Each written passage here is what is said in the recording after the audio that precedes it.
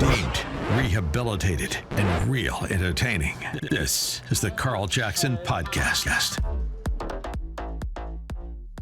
All right, welcome to the Carl Jackson Show podcast on this Thursday. This is your daily dose of objective truth in a world of confusion and lies. I want to talk to you about meritocracy in America, the death of meritocracy. We'll get into that shortly. But first, I do want to remind you to please subscribe to the podcast wherever podcasts are found. That includes Apple, Google, Spotify, YouTube, and Rumble.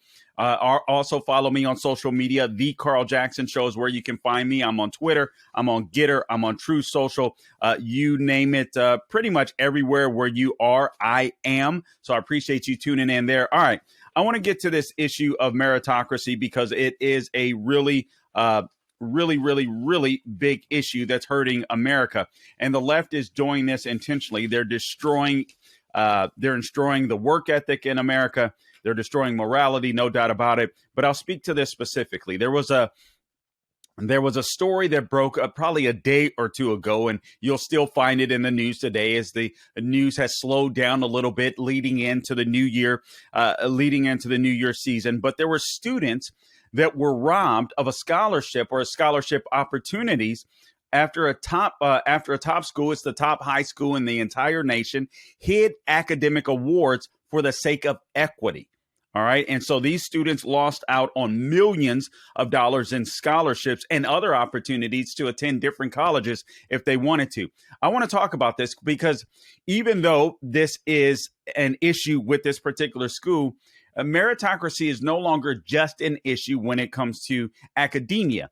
It's spilled out throughout our entire culture, whether we're talking about airline pilots. There's been, I can't recall who it is, so I don't want to name the company because it slips my mind at the time. But there is an airline company that has talked about basically hiring pilots based upon the color of their skin. Now, I don't know about you, but I get a little uneasy flying as it is. I don't want to walk into a piece of metal that's flying 30,000 feet above the air and have to wonder whether or not my pilot is competent or not. Now, I understand a lot of these planes basically fly on a computer system, but if something goes wrong, your pilot better be skilled to be able to keep that thing in the air. All right. So things like that, it's just silly to me that we've gotten to a point where America has turned racist.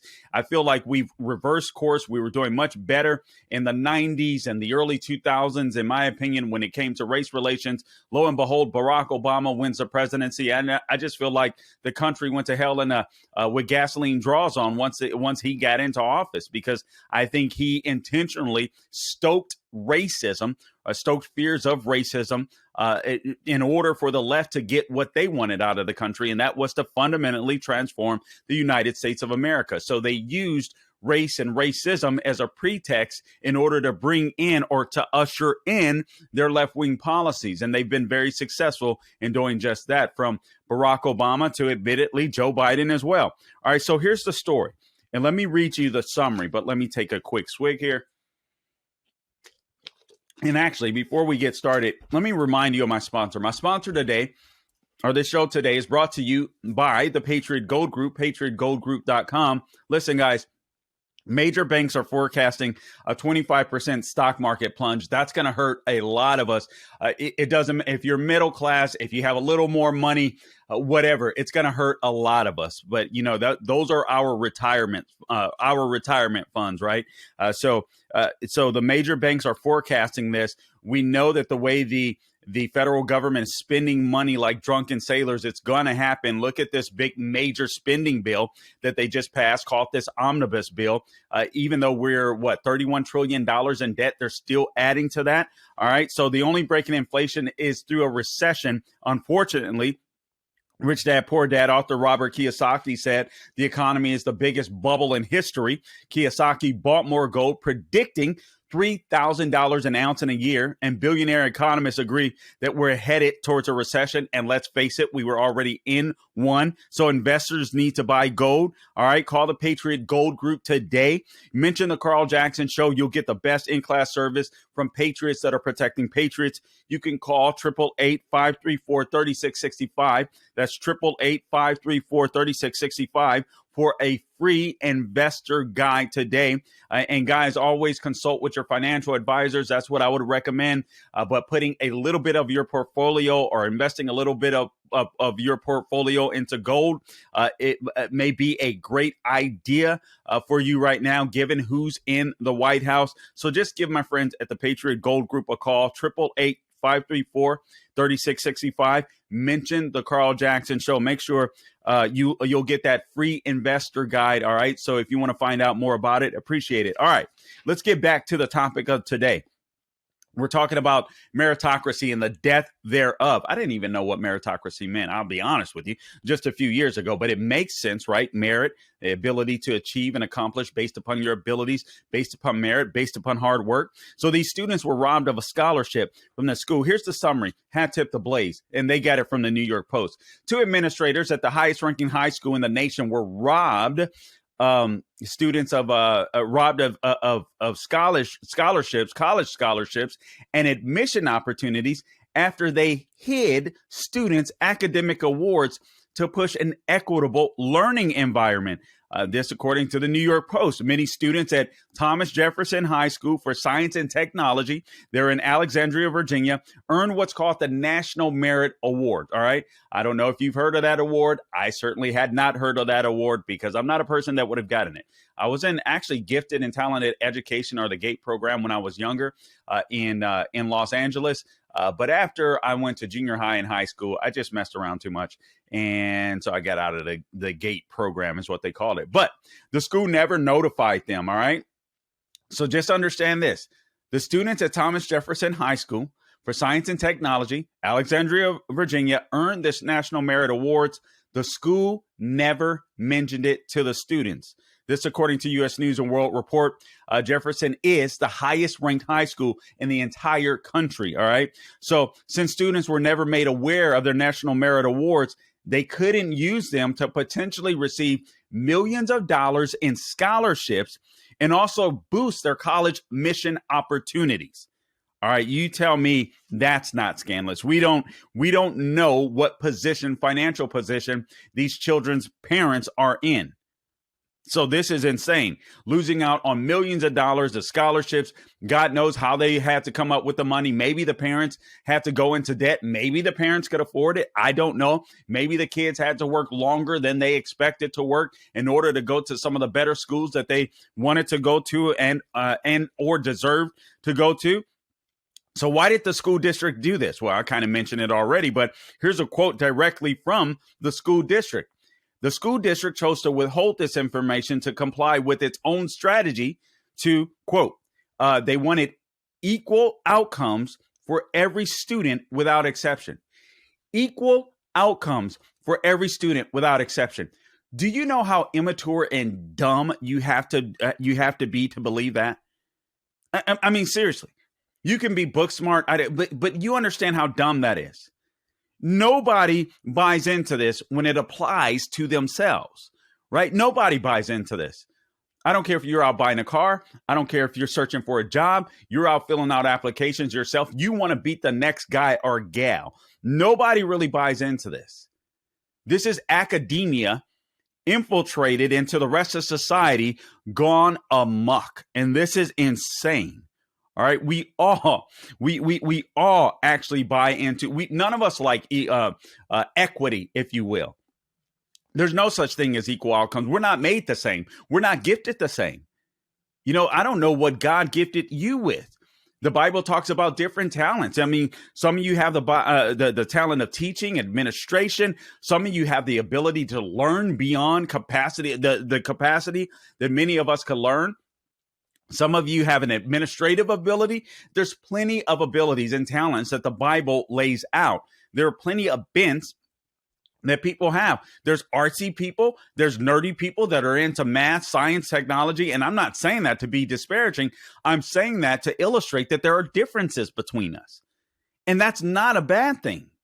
And it's amazing that what these people are doing are actually, as they destroy meritocracy, they're also really destroying diversity, individual diversity, real diversity, if you will. The story goes on. There's 2 culprits and 1,200 students that are involved. The Post uncovered that the 2 school officials, Principal Ann Bonita Tabis, just a long name, so I'm butchering that, I'm sure, and the director of student services, a guy by the name of Brandon Kasaka, intentionally withheld notification of academic awards from the students and their families for years, not for a semester, not for weeks, not for days, but for years, possibly impacting up to 1,200 students, all right, in a span of 5 years. According to the Post, the Thomas Jefferson High School adopted an equitable grading policy that eliminated zeros,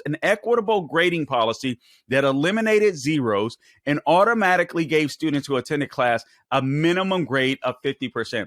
You guys realize when we were growing up, you got the big red zero if you didn't hustle, if you didn't turn in any work, if you didn't do any work, if you didn't put forth effort, you got a zero. These kids start at the 50% mark, regardless of what they do. So what they're doing is incentivizing kids to be completely lazy. Some kids have this mentality, okay, all I have to do to get by is, do this and I'll pass. You don't want kids growing up like that. You want kids to excel. You want kids to know their limitations too. That's very important. So a kid that gets a zero may go home to his mom or dad and say, hey, they may say, son or daughter, you got to work harder. You got to do this. You got to do that. Otherwise, you're going to fail. That fear factor of failing might propel kids to do better or to work harder. They're getting rid of all of that. All of that stuff is important. Failure is important. Sometimes it's the only way you learn. Some people have to learn things the hard way. When I was younger in life, sometimes I had to learn lessons the hard way, but they made me stronger. They made me better, just like many of you experience some of the same things.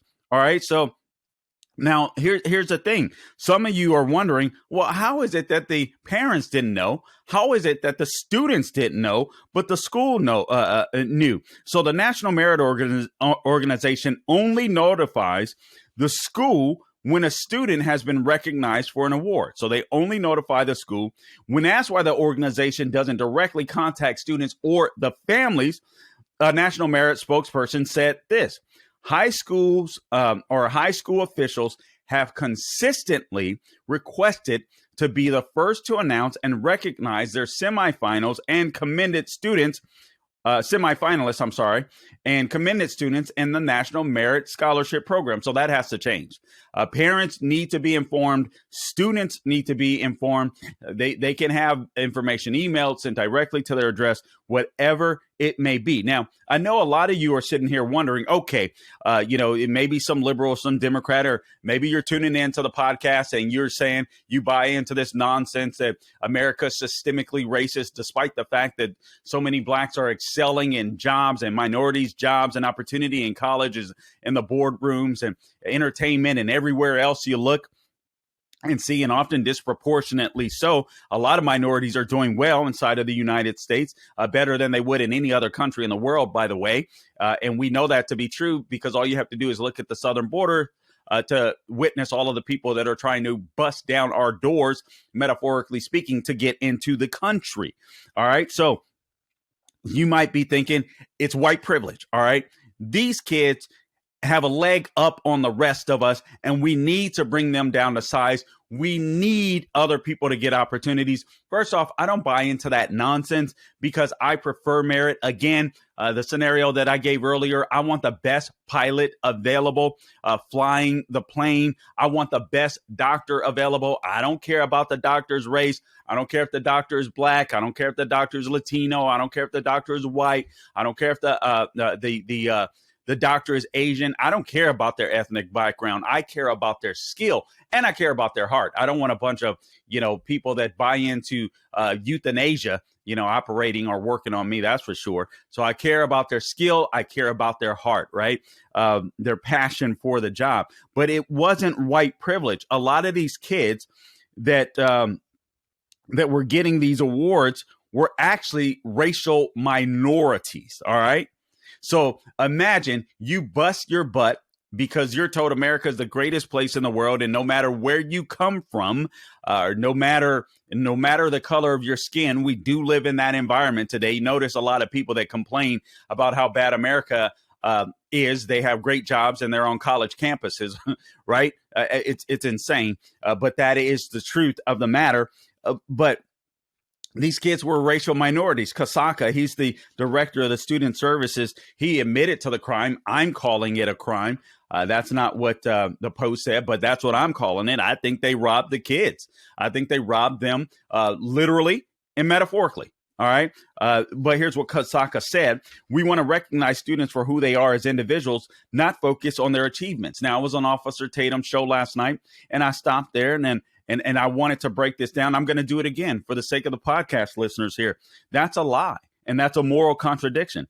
They don't want to recognize the students for who they are as individuals. If they recognize the students for who they were as individuals, they would recognize the students that achieve less. They would recognize the students that achieve more, and they would grade based upon individual merit. So they don't respect the children or the students as individuals. But that's what leftism does. Leftism is a walking contradiction. They didn't want to focus on their achievements. What do you mean not focus on their achievements?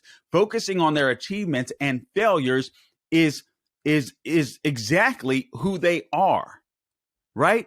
It's or who they've been, the work ethic that they've put forward, the effort that they've put forward, or you may have a kid that may need more help in certain areas when it comes to his or her studies. You don't want to help that kid get better? I guarantee you these administrators that are imposing this anti-merit, this anti-American wokeness, if you will, just to use a broad term here, I guarantee you they weren't raised like that. But they were brainwashed, I'm sure, when they got into college. Kasaka apologized, but only after he got some heat from the community. He sent an email to the parents of the students who had been recognized. He apologized on behalf of the school and noted that officials would contact college admission officers to correct the record. That's not enough for me. I'm sorry, that's not enough. I don't know it's been 5 years. These kids have probably gone to college and graduated from college. And Lord knows how their lives were at college because of the mistakes or the way these people robbed or the way they were robbed by these people, taking away scholarships and opportunities. He says that it was a mistake. Or at least this is what the Fairfax County Public Schools Assistant Superintendent said, a guy by the name of Fabio Zuluaga. He told the Post it was a mistake. Commendation sends a very strong message to the kid. Right? Your work is meaningful. If you work hard in life, there are good benefits from that. And that's not the message that this school sent. And it's supposed to be the best school in the nation. If the best high school in the nation is doing this to our kids, how much more? How much more? Or more government schools doing this? A Fairfax County Public Schools person told Inside Nova that the school understands, or the Fairfax County Public Schools understands the hard work and dedication of each and every student who competes for college acceptance and scholarship opportunities. Once the issue regarding the fall Once the issue regarding the fall 2022 notifications was realized, counselors sent emails and made follow-up calls to each college where these students had applied and informed them of the National Merit Scholarship commendations. Okay. I mean, do they get some money back? They get a rebate of some sort? I mean, how does this work? How does this work?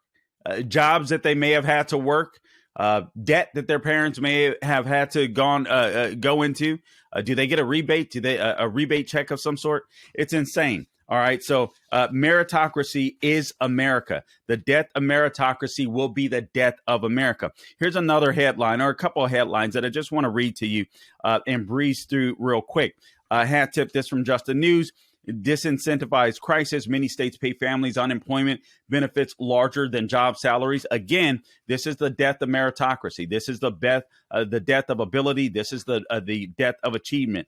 More than half of states poised to raise the minimum wage. Carl, what are you talking about? The minimum wage? We need a minimum wage of $15 an hour. You don't understand what it's like. Some people really have to struggle. No, I struggled for quite a long time, and I bust my butt working up to 3 jobs at sometimes, working 70 hours. There was a time where I worked literally a 96-hour work week. I don't say that to pat myself on the back. It's not that I'm proud of it per se, but I'm telling you that so that you understand. I understand what hard work is, and you don't make it without hard work. You got to work hard. You got to work smart. I haven't always worked smart. I've always worked hard. I'm trying to work smarter as I get a little older. Here, but this is killing meritocracy in America. I'll explain to you real quickly here what I mean by that, even as it relates to the minimum wage. Let me see if I can pull this up. I talked about this again on Officer Tatum's show yesterday, but I want to talk about it now. But first, before I do that, let me get to this issue. Disincentivized crisis. This again from Just the News. Many states pay families unemployment benefits larger than job salaries. What's going to happen if you pay somebody more money to stay home? If the federal government pays more people more money to stay home than to go to work, what are you going to do? This is just common sense, right? This is just common sense. So you have to think there's a motive behind it, an ulterior motive behind it. And I do. I think the ulterior motive from the left is to destroy the middle class, to get the middle class used to that welfare drug, if you will. That welfare stimulant. I think that's the goal. You destroy the middle class, you destroy America. The middle class is the backbone of America. Small business is the backbone of America, or at least we were before the lockdowns. Notice I said lockdowns, not the pandemic. Before the lockdowns occurred, where big businesses were able to make a buttload of money while small businesses struggled. While small businesses all across the country closed down, shut down because we weren't allowed to operate, but big businesses were. Why? Because big businesses were lobbying in Washington, D.C., lining the pockets of politicians. Small businesses couldn't do that. But now you have this where many states, again, are paying more for people to stay home than to work. Washington, Massachusetts, New Jersey are some of the places that are doing it. Amid an ongoing labor crisis, the article says, with businesses across the country continually struggling to fill open worker slots, part of the problem may stem from roughly a quarter to all U.S. states paying citizens sky-high unemployment benefits that sharply disincentivize working. And that's common sense. University of Chicago economics professor Casey Mulligan and Heritage Foundation economics research fellow E.G. Antoni argue in the paper that 14 states, their unemployment benefits and the Obamacare subsidies are the equivalent to the head of a household earning $80,000 in salary plus health insurance benefits. In 3 states, the ones I mentioned, Washington, Massachusetts, New Jersey, the researchers found that unemployment benefits could top $100,000, with Washington offering $122,000 in payouts. Who's going to go to work? The only people that aren't going to go to work are the only people that are the people that are ambitious, the people that are like, no, I think I can do better. I want to challenge myself. But the people that are just like, hey, you know what? I'm just getting by. I'm enjoying life. I deserve a vacation. You know, life is hard, so on, etc. The goal is to put middle class people on welfare. Understand that. And if they put middle class people on welfare, then the federal government can make you dependent upon Uncle Sam. And if they can make you dependent on Uncle Sam, they'll pull you along like a puppet, or they'll treat you like a puppet. They can get you to vote any way they want to. And that is the goal. Hey, vote for me. You'll get more free stuff. That's the goal. It's to kill the work ethic in America. It's to kill dignity in America. The Bible tells us that if a man doesn't work, he doesn't eat. The federal government of the United States of America, man doesn't have to work to eat. We'll pay him, regardless, to sit his lazy butt at home. We'll do the same for some of you lazy women out there. It's insane. But this is killing meritocracy. These people if left to their own devices, if they had to fend for themselves and not get hooked up with government welfare, government crack, if you will, government heroin, if they didn't get that, what would they do? They would go out into the workforce and they would become somebody at work, like many of them were before. There are still 3 million positions that are unfilled in the workforce simply because people don't have to work. And that's a shame. Because you rob people of dignity, you rob people of character, and you rob people of incentive. You rob people essentially of the American dream, what it feels like to go out and achieve. You rob people of that. That's special. That's special.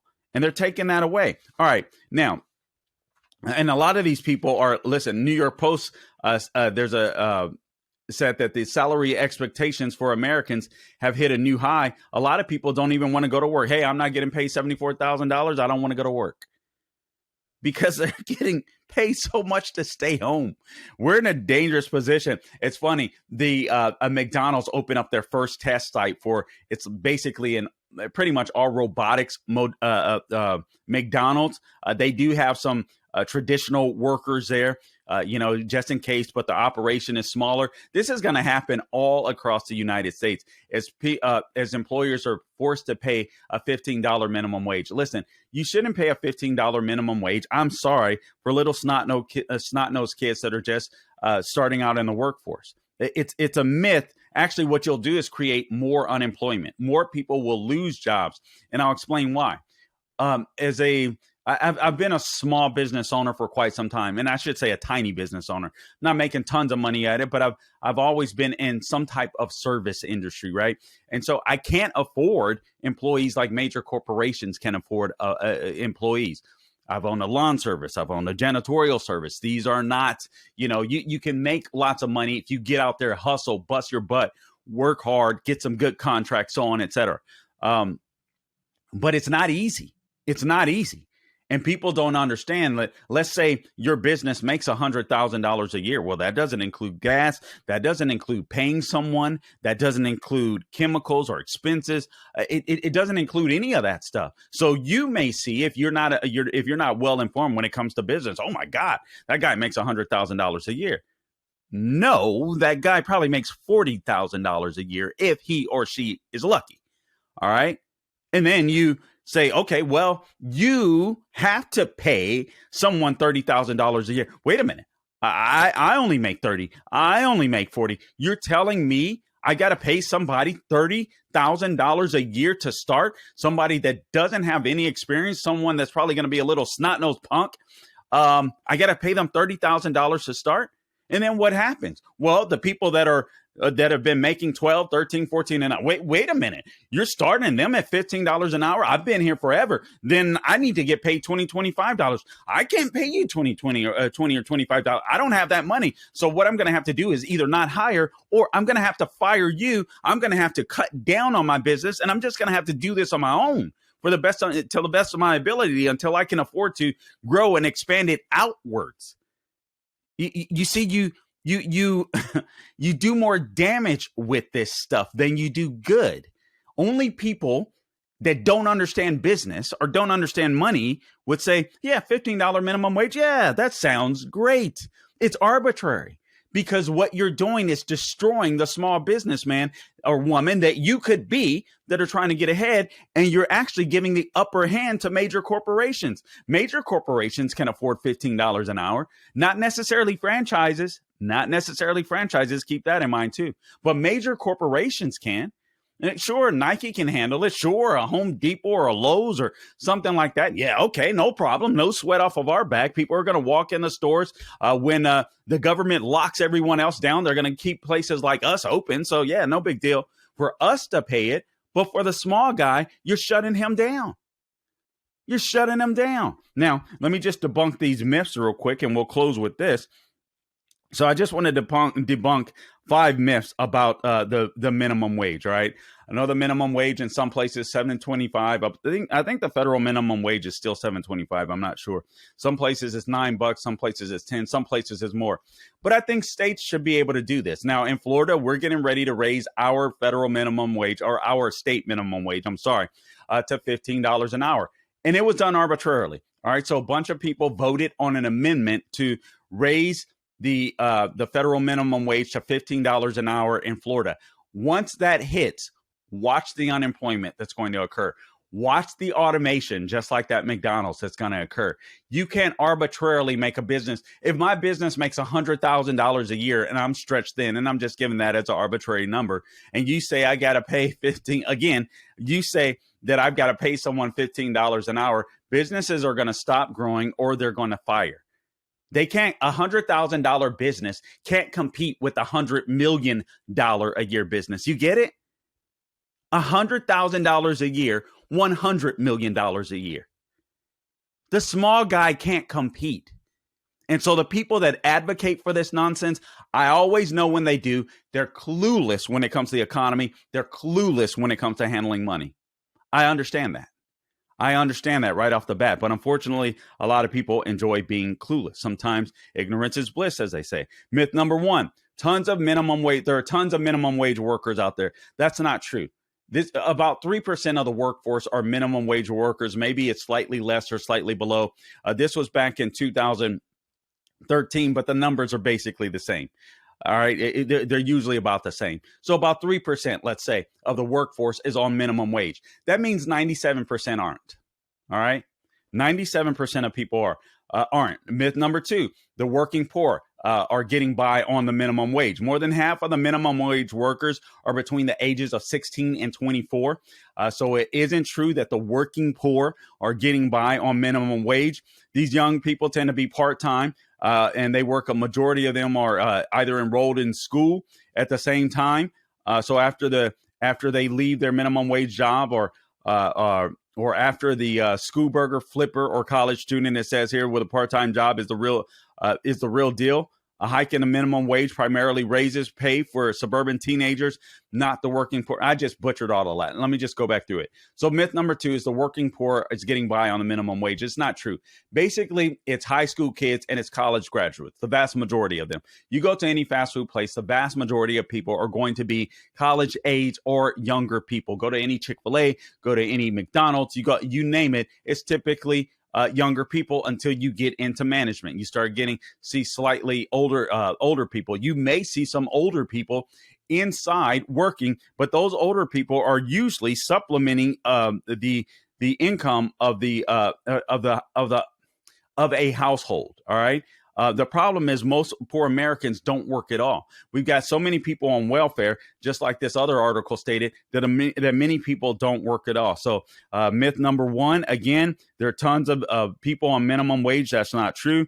Myth number two, the working poor are getting by on the minimum wage. That's not true. It's typically college students or part-time workers that are either just need part-time work, or someone else lives at the home wherever they are and they're helping to supplement the income. Myth number three, minimum wage workers are trapped in poverty. That's not true. The average family income of the minimum wage worker, this was back in 2013, was $53,000 a year. I guarantee you it's much more than that now.